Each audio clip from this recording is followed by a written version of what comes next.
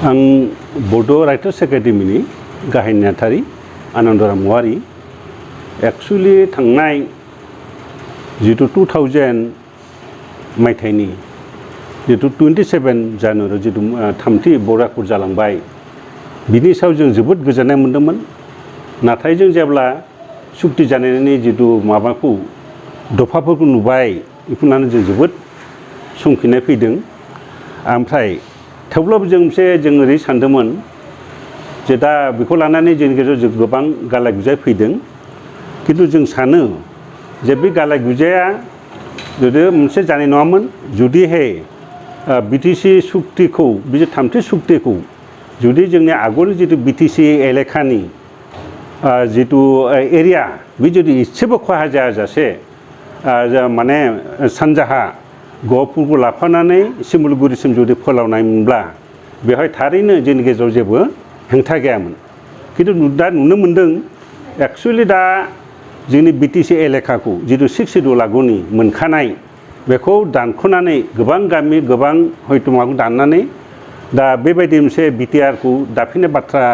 फैदों आरो बेखौ जों दा संखिखांदों। आरो बिनि थाखाय जों बड' राइटार्स एकाडेमि आसलथे जोङो दिदोमै बा जोबोद गोजोनै थानो हायाखै। बेखायनो जों बे गुबै जाहोनानो जादों जों पिआइएलआव सापर्ट होनाय बा पिआइएल होनाय जाहोना बेनो जे जोंनि जितु मोनखानाय 6 सिडिउल एरिया बिटिसि एरियाखौ दानख' थांनायाव जों जोबोद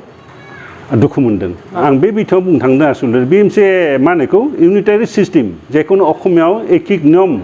सानखान्थिजों बिथाङा बाथ्रा बुंबाय थादों। जोंखौ खोब दुखु मोनदों आसलथे बिथाङा बुंदों जिखुनु जायगायाव बुंदों जे माने गंनैसो एबा माखासे गामि दानख'नाय जुदि जों गोबां गामि मोनोब्ला जोंहा मा लकसान दं होनना बुंदों। बे खिन्थु बे जानो नाङा आसलथे। मानोना जोंनि बिटिसि एलेखाखौ 6 सिडिउलखौ एसेबो खहा खालामनाङा। बिथांमोना फोलावथों जों फोलावनो जोङो जोबोद सापर्ट दं। आरो दिनै जितु गहपुर एबा सनितपुर जिल्लानि बिश्वनाथ सारिआलिनि जितु मानसिफ्रा गोबां हयथ' बिथांमोना गिनाय फैदों जे जों दा पिआइएल होनायनि गेजेरजों एबा माखासे मानसि बा बड' राइटार्स एकाडेमि हक जा सानसुमा मानगोनां सानसुमा बसुमतारीनि दैदेननायाव जा मानगोनां चन्द्रन ब्रह्मनि दैदेननायाव जितु पिआइएल होदों बेयाव गोबां खहा जागोन एबा बिथांमोना बिटिआरआव हाबस'नाय नङा बेबायदि मोनसे गिनाय फैदों। बे नंखाय बे गिना गैया। दा हयथ' जों जितु जों बिदों जे जों एकमात्र जोंनि गुबै दाबिया जादों मा जोंनि 6 सिडिउल एरिया जाहाथे एसेबो खहा जाया जों बिनि थाखाय जों पिआइएल होदों। पिआइएलआ जों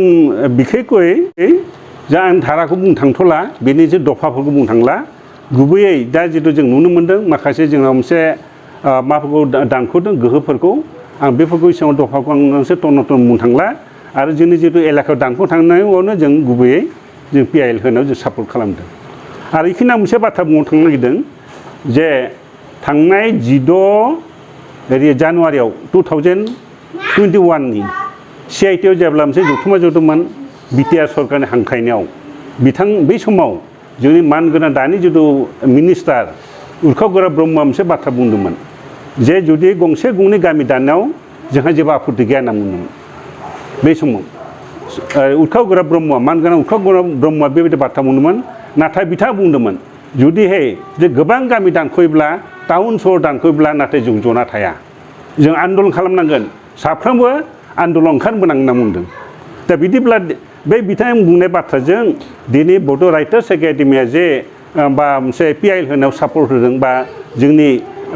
सानसुमैफ्रा किसुमान मोनसे जितु हसेतन बेक्तिफ्रा मानसिफ्रा जे पिआइएल होदों बे पिआइएल होनायजों आरो बे बिथां ब्रह्म बुंनायजों फाराग गैया जेबो।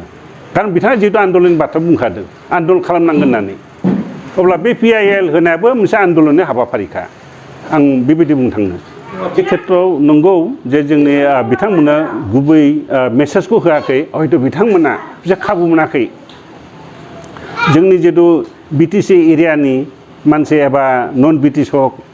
जोंनि बर' हारिया गुबै बाथ्राखौ हयथ' मिथिनायनि मोनसे राहा मोनाखै आरो बिथांमोनखौ मिसलेट खालामनो बायदि नुदों। खिन्थु दा बे पिआइएल होनो आसलथे जेबो गिनला गैया। हयथ' आं सानो जे बे माबाखौ मावफुंनायाव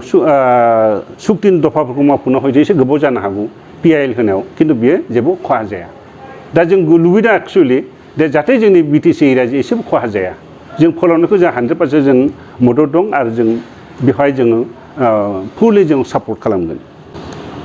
आरो जों दा लक्ष्य खालामदों जे मुंसायगिरिफ्रा बिथांमोना पलिटिकेलसो बांसिन बारसोमनाय नुनो मोनदों नाथाय बिथांमोना जुदि दफाफोरखौ मावफुंनो आरो गुबैयै सिमाखौ फोलावनायाव एबा सिमानि जेंनाखौ सुस्रांनानै स्र' खालामनानै बिथांमोना हयथ' मोनसे पलिटिक्सआव बारसोमब्ला मोजां जागौमोन नाथाय बिथांमोना जेंनाखौ सुफुङाबासिनो दिनै पलिटिक्सआवसो नांथाबनाय नुनो मोनदों बेबो मोनसे जाहोन गालाय गुजाया आरो बे खेथ्रआव आरो जों दासिम जों नोजोर थिदों जे मुंसायगिरिफ्रा खौसेथियै केन्द्र सरकार एबा जों जाहाथे जोंनि बिटिसि एरियाजों एसेबो खहा जाया जों फोलावनायखौ जों 100% जों मदद दं आरो जों बेवहाय जोङो फुलि जों सापर्ट खालामगोन आरो जों दा लक्ष्य खालामदों जे मुंसायगिरिफ्रा बिथांमोना पलिटिकेलसो बांसिन बारसोमनाय नुनो मोनदों नाथाय बिथांमोना जुदि दफाफोरखौ मावफुंनो आरो गुबैयै सिमाखौ फोलावनायाव एबा सिमानि जेंनाखौ सुस्रांनानै स्र' खालामनानै बिथांमोना हयथ' मोनसे पलिटिक्सआव बारसोमब्ला मोजां जागौमोन नाथाय बिथांमोना जेंनाखौ सुफुङाबासिनो दिनै पलिटिक्सआवसो नांथाबनाय नुनो मोनदों बेबो मोनसे जाहोन गालाय गुजाया आरो बे खेथ्रआव आरो जों दासिम जों नोजोर थिदों जे मुंसायगिरिफ्रा खौसेथियै केन्द्र सरकार एबा जोंनि आसाम सरकार बिथांमोनखौ खौसेयै दफाफोरखौ मावफुंनो थाखाय नारसिननाय जों नुनो मोनाखै मा जाहोनाव नुनो मोनाखै आरो बेखौ मावफुंनो थाखाय बेखौ मावफुंनायनि जुदि बिबानखौ दानि जुदि बिटिआरनि एबा बिटिसिनि जिथु चिफ गाहाय बिथां मानगोनां प्रमद बर'आ दैदेननांगौमोन नाथाय बिथाङा बेखौ मावफुंनाय नुनो मोनाखै एक्सुवेलि थिग जायाखै दा जों नुनो मोनदों जे जोंनि मानगोनां सानसुमा बसुमतारी बायदि सासे हारि सिबिसुला हारिखौ जिउयै माहामै मोजां मोनग्रा बिथांमोना जातिनि थाखाय नांथाबग्रा बेफोरबायदि मानसिखौ जों मुसुखा सावनाय नुदों बेबायदिनो चन्दन ब्रह्म खाम्फा बरग'यारि जोंनि गेदेमा बिथांमोनखौ आरो बिदिनो गोबां थुनलाइगिरि बिथांमोनखौ बेबायदि नुदों बे जोबोद मुगैथाव खामानि जादों आं खावलायो जाहाथे बिथांमोना बेफोरबायदि खामानिखौ दा मावथों आरो आं दा मोनसे आंनि दुखुआ बेनो जे जिहेतु PIL होनाय मा खारनाव होदों बेखौ दानि सरकार बिटिआर सरकार एबा मुंसाय होनाय जिथु हानजा बिथांमोना खौसे जानानै जायफ्रा PIL होदों बिथांमोनखौ लेंथुमनानै सावरायनांगौमोन नाथाय बेखौ नुवाखै नाथाय बिनि सोलाय दिनै बिथांमोना माखासे गौथुमफ्रा मुसुखासो सावनाय नुनो मोनदों बे जोबोद नेहाथ आरो मुगैथाव खामानि जादों